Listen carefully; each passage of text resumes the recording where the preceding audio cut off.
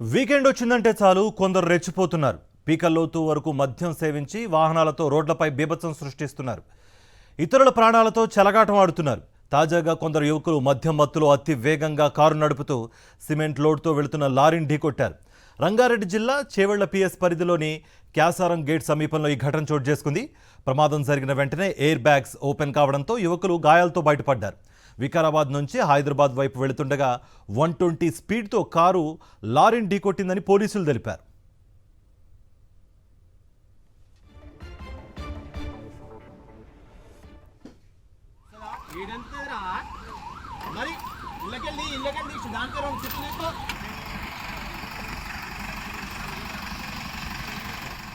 Cement లోడ్తో వెళుతున్న లారీని ఢీకొట్టారు.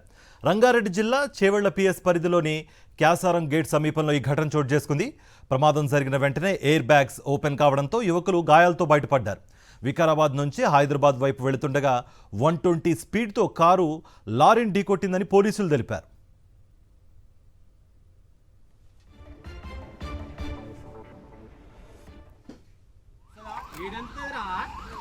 మరి ఇళ్ళకెళ్ళి దాంట్లో 2 చుట్టూ